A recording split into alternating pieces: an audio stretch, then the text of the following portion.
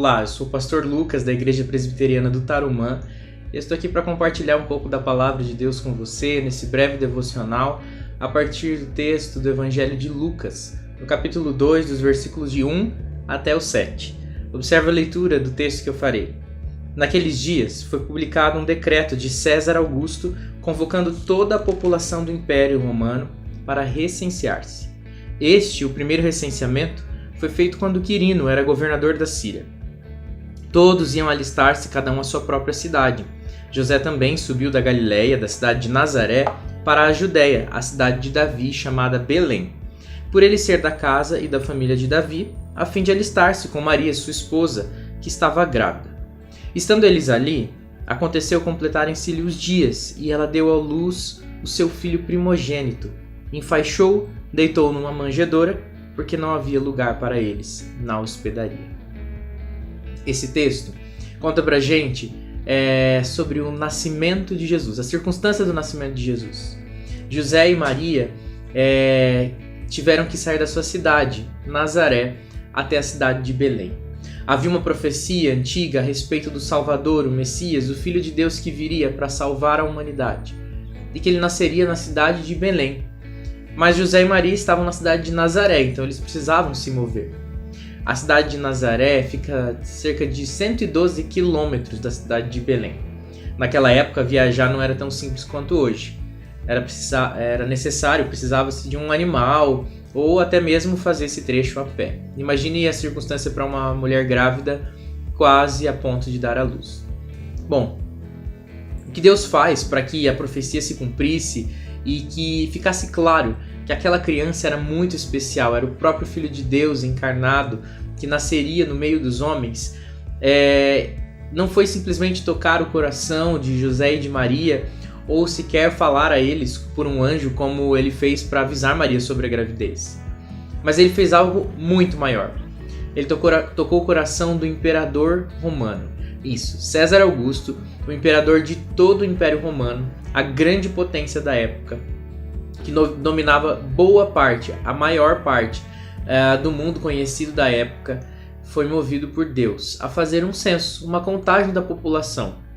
E por causa dessa contagem da população, que se estendeu por todo o Império Romano, as pessoas voltaram às suas cidades de origem, à cidade das suas famílias de origem.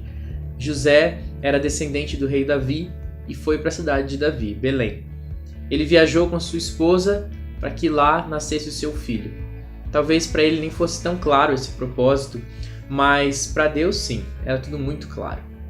Mesmo quando a gente vê à nossa volta um mundo de notícias grandiosas, coisas extremamente importantes acontecendo, a gente pode pensar, a minha vida é muito insignificante perto de tudo isso. Existe uma verdade a ser observada, é que Deus observa cada um de nós, independente do tamanho que nós pensamos que temos. Deus se move e move tudo que é necessário para fazer as suas promessas se cumprirem, mesmo na vida de pessoas pequenas, como eu e você. José e Maria eram pessoas pequenas, mas Deus moveu o coração de alguém grandioso, cheio de autoridade e muita influência, para que aquele casal, aquele simples casal, fizesse essa viagem, para que seu filho nascesse na cidade onde deveria nascer. Deus cumpre as suas promessas, não há nada que possa impedi-lo de fazer aquilo que ele se propôs a fazer. O Senhor Deus pode mover todas as coisas para atender a minha e a sua necessidade. O Senhor Deus tem poder, e é o único que tem esse poder, de fazer céus e terras, grandes países, governos poderosos, se curvarem aos seus pés e obedecerem à sua vontade, para que os justos possam viver as suas promessas. Os seus filhos estão guardados debaixo da sua mão poderosa, do seu grande poder, da sua influência que não se esgota e que não precisa de muita diplomacia para isso. Ele tem poder em si mesmo e é o dono de todas as coisas, então quando ele quer, as coisas acontecem. Ele move o que é necessário para que eu e você sejamos respaldados pelas suas promessas maravilhosas sobre nós. Mas a história não se encerra aqui, porque a narrativa continua dizendo para nós que ao chegar em Belém, José e Maria não encontraram um lugar adequado para se hospedar. As hospedarias estavam todas cheias, os hotéis todos lotados, não tinha vaga em lugar algum. Jesus nasceu e foi posto em uma manjedoura. Uma manjedoura nada mais é do que um coxo, um lugar onde os animais colocam a comida, aliás, onde é colocada a comida para os animais para que eles possam se alimentar. Jesus foi apoiado e o seu berço foi simplesmente no lugar onde os animais comem. Ele deve ter nascido num lugar muito tosco, a gente vê um pouco dessa imagem nos presépios, por exemplo, que remontam casas rústicas ou até mesmo uma gruta. O fato é que Jesus nasceu em meio a um lugar inóspito, ou pouquíssimo provável para o nascimento de um rei, do próprio Filho de Deus, de alguém de uma descendência real.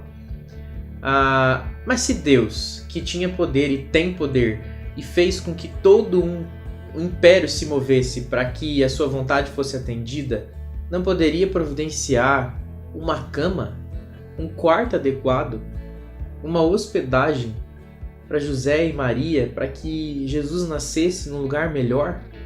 Às vezes parece até um pouco incoerente, não é mesmo? Que um Deus com tanto poder não tenha feito isso. Ele tem.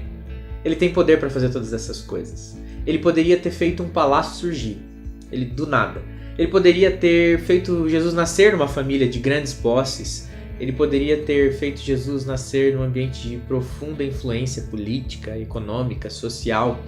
Ele poderia ter feito Jesus nascer numa época diferente.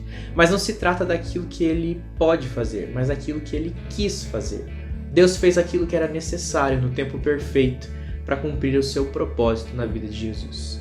A chegada de Jesus nos lembra não só que nós cremos em um Deus poderoso, que pode mover tudo que é necessário para que os justos, os seus filhos, sejam atendidos nas suas necessidades, e mais do que isso, que eles sejam abençoados pelas promessas de Deus, mas nos lembra que tudo isso tem um propósito.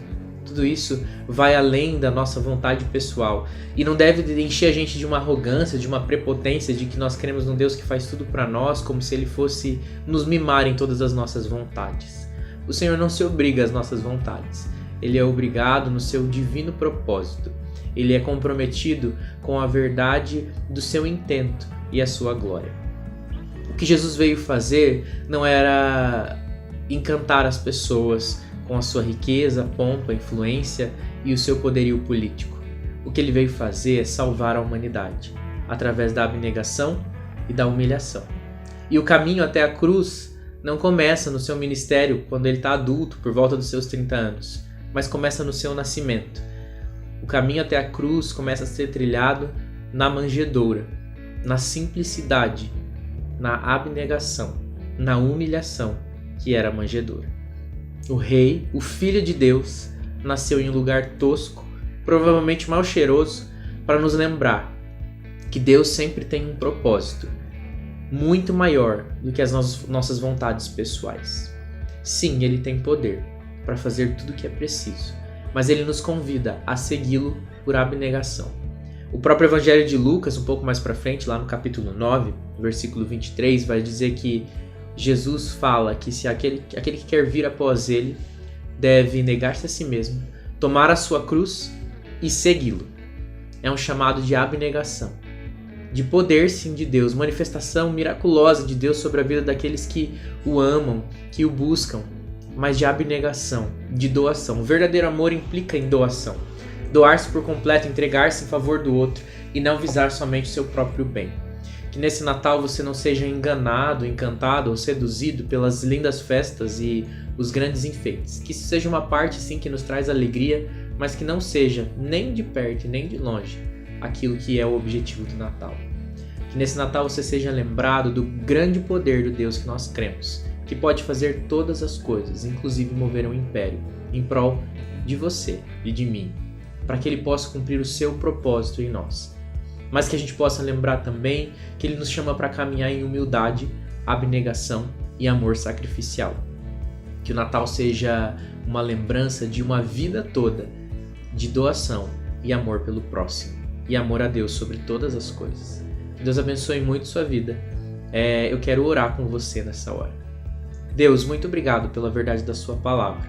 Obrigado porque o Senhor mandou Jesus para nascer e para viver, para morrer e ressuscitar. Deus se encarnou para cumprir um propósito, nos livrar da escravidão do pecado, da morte e nos libertar para um relacionamento próximo com Deus. esse Deus que é todo-poderoso, que pode fazer todas as coisas e mover o que for necessário para que as suas promessas se cumpram em nós. Um Deus que não mente, que não falha, mas que é muito fiel e que faz aquilo que é preciso para que nós possamos viver em paz com Ele. Pai, que o Senhor possa abençoar cada um que ouve esse devocional, cada um que celebra o Natal esse ano, independente da circunstância ao seu redor, ele possa lembrar que o Senhor se lembra dele. Que essas pessoas possam se lembrar também que o Senhor Deus é poderoso, mas que elas possam lembrar também que o Senhor nos convida a viver o seu propósito perfeito para as nossas vidas e que inclui abnegação e sacrifício, amor ao próximo. Nos abençoe, nos guarde, sustenta as nossas vidas, não deixe jamais que falte nada na nossa casa, mas tudo aquilo que nós realmente precisamos, nós sejamos supridos pelo seu imenso amor, a sua graça, a sua bondade, a sua misericórdia e o seu poder. Nós te agradecemos por tudo que o Senhor faz por nós. Em nome de Jesus. Amém. Esse devocional foi gravado com base no devocionário Boas Novas, de John Piper. Esses devocionais fazem parte de uma programação que cobre os estudos bíblicos de quarta-feira que nós geralmente fazemos. Nesse período de recesso de fim de ano e início de novo ano, durante o mês de dezembro, as quartas-feiras finais do mês de dezembro de 2021 e todo mês de janeiro de 2022, nas quartas-feiras às 20 horas, em lugar do estudo bíblico, você vai receber esse devocional pelo canal do YouTube. Você vai poder acompanhá-lo e depois vai poder compartilhar ele com outras pessoas. Ele vai permanecer disponível para você poder compartilhar essa mensagem com outras pessoas. Nós nos encontramos no retorno. Deus abençoe sua vida.